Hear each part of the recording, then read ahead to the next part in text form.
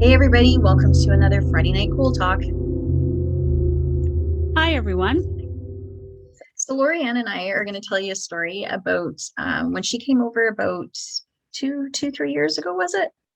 I think 3 years, probably a year before COVID start, I thought. Yeah, that's right. So when Lorianne came over, I took her to one of her favorite kind of little haunt spots, and it's a historical site. And I wanted to tell her a story where I'd had a lot of experiences, and there was a lot of stories surrounding this area.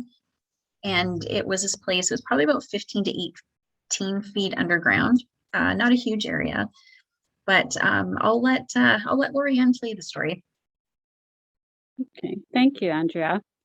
So we were in this dark room, and I guess I was standing closer to the door, and Andrea was more walking around towards the darker area of the corner of the room.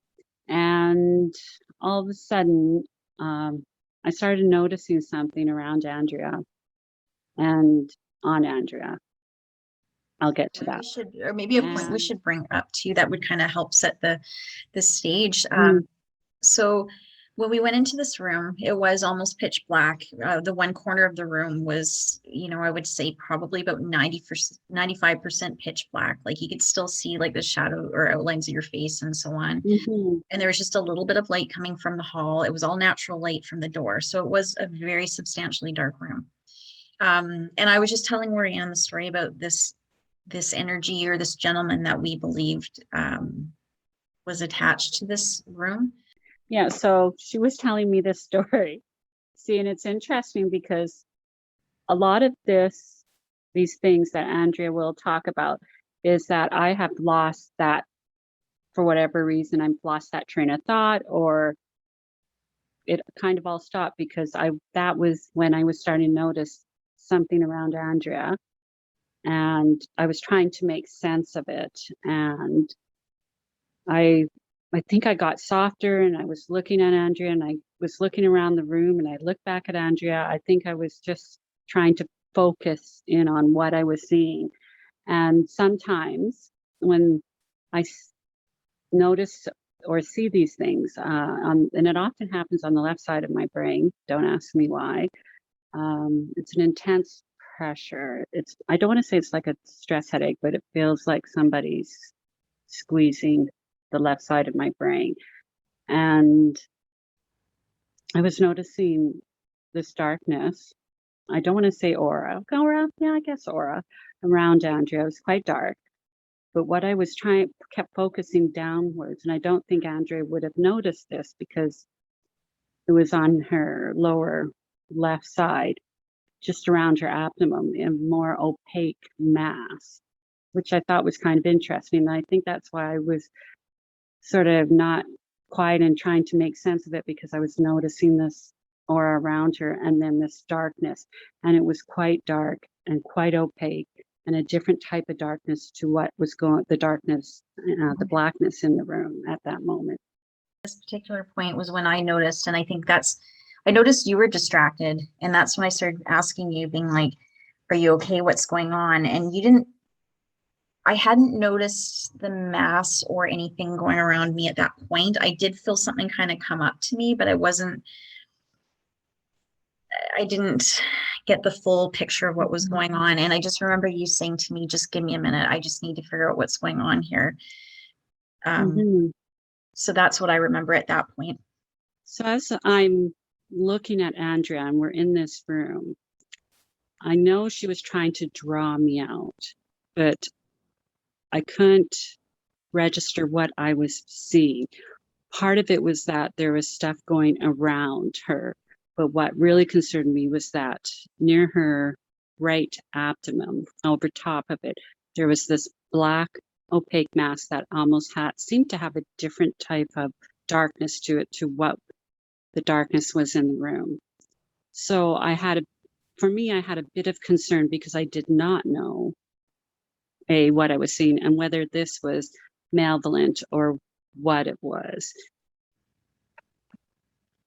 So this is about the time that I started paying attention, or not even paying attention, but noticing what was around me, and I could start feeling it. And I guess I wasn't too worried about it because the energy signature that you can sometimes know it's the same spirit, it was familiar to me, and it was that same energy signature that has always come forward every time, like we believe that we've encountered spirit.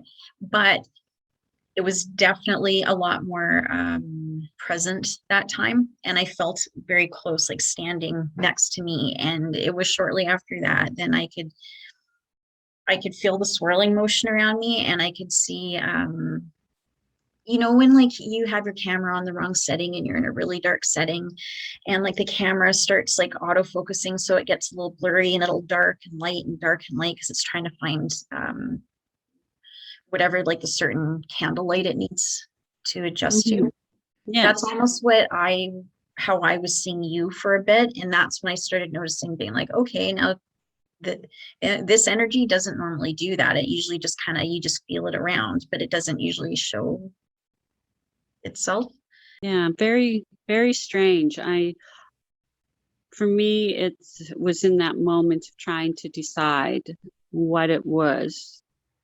I don't know if that's the right word, decide, but just trying to make sense of what I was looking at. Because when these type of situations happen to me, I just normally, I would either just A, ignore it, or B, I would try to focus in and see what it was that was happening, and feeling the energy around the, for not only what was happening around Andrea, but in the room.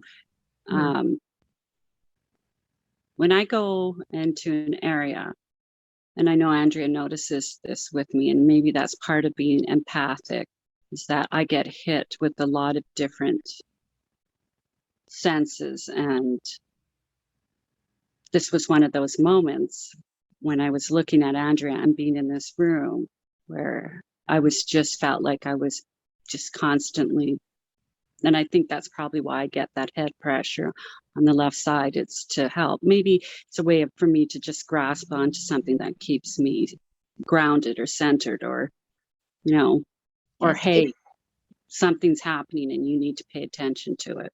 What do it you think? definitely was affecting you. Like, I will say Mhm. that, like, because I remember, like, I guess I wasn't concerned about myself because I didn't like, I knew this energy, and like, even though, like I said, it was more present, I wasn't worried about it at that time, but I was concerned about you. And it wasn't Mhm. so much that I was a concern that anything was going to harm you. It was just more, I hadn't really ever seen that before. It's something affect you that way. So for me, that's where my concern was, diverted back to you. Mhm. Mhm. And that's funny because I was concerned about you. See, good friends, folks. Yeah, because I was just like, whoa. But you see, I was unfamiliar with what has happened in there, but it was just strange, like I said, for me to see that kind of energy or aura Mhm. surround somebody like that, and then just see that one area. Because sometimes I think that's can be like a warning, and I don't want to see it, or it's just somebody making themselves known that they're there. So yeah, I really didn't feel that there was anything to worry about there. I really feel that that was the energy of that gentleman that we've come across a few times. And I just think he probably, we'd been there on an official investigation. We've been there a few other times on a quiet, allowed, but keep it on the down low kind of investigations. And, I'm there all the time doing photography, and I do have a life, folks, but I'm sure that that spirit, recognized me, I would think. And I think it probably was just like, okay, they're talking about me, and hey, ladies, I'm here kind of deal. But that's how I felt, at least. Definitely. And also, I was a newbie, right? And with the different skills we all have, maybe, sometimes they recognize this, and maybe he was, whatever, if it was this gentleman, he was just being more impactful in a way that, seeing, maybe pushing and seeing what it is that I have. I mean, we never know, do we? Um, like you do have a very unique skill set, and it's like I know I've seen your abilities and that skill set and these gifts that you have, right? So I could see why a spirit may be able to sense that and just be a little bit more like, you know, hey, I know you can see me, so I'm going to show myself. Yeah, it's and I think because I've in the last couple of years since I've joined your team, few years, it's just been more prevalent and I've allowed it to come through a little more. So it was pretty cool for me to say, oh, well, I'm here, you've got my attention. But I also have to let people know that's draining on me. And I think that's what sort of happened is that it drained me and we had to leave the room because I needed fresh air. I needed to disassociate myself from what was happening in there. Yeah, because I think we were in there for about 15, 20 minutes, which, Hmm. when you're doing, it's good to take a break, after that amount of time. Like that's even pushing it a bit. So I think it was the right time to leave. I don't feel anything followed us or came with us. I feel as soon as we walked out of that room, it stayed within the room. I remember looking back into the room once we got into the hall, and I remember you and I both kind of stopped and we looked back in and we could see the shadows moving against the back wall where, the little bit of the light was coming through. But yeah, I don't feel anything stuck with me. And especially once we got outside, I know that you were really intent on me just being like, check in if anything was with me. But I won't speak for you. I'll let you carry that thought.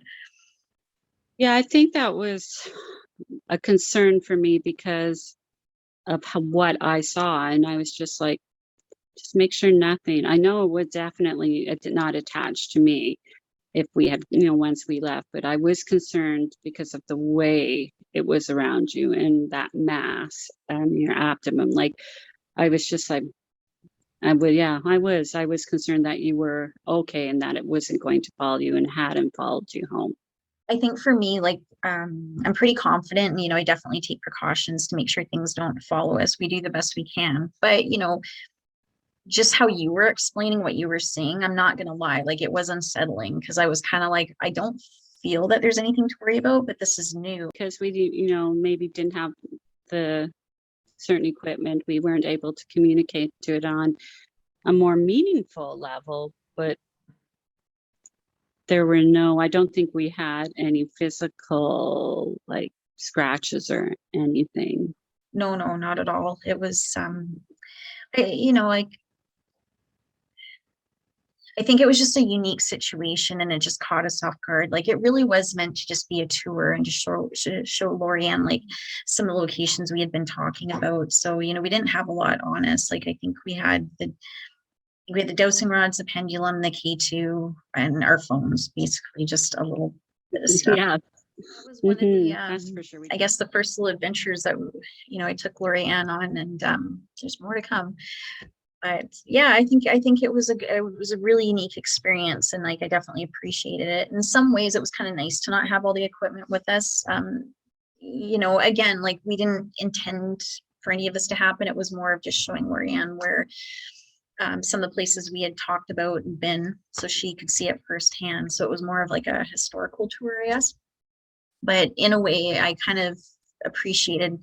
You don't always pay much attention to what's around you when you're so focused trying to catch something on camera or film or with the devices. So it was kind of, for me, nice to just experience it and be present.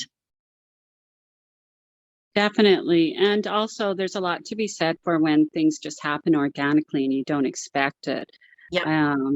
Unfortunately, you may not be able to get things on film or recorded, but you certainly can have an experience. And both of us were there and both were experiencing it from different perspectives. So in that way, it was really unique and quite astounding, actually. I wasn't expecting it.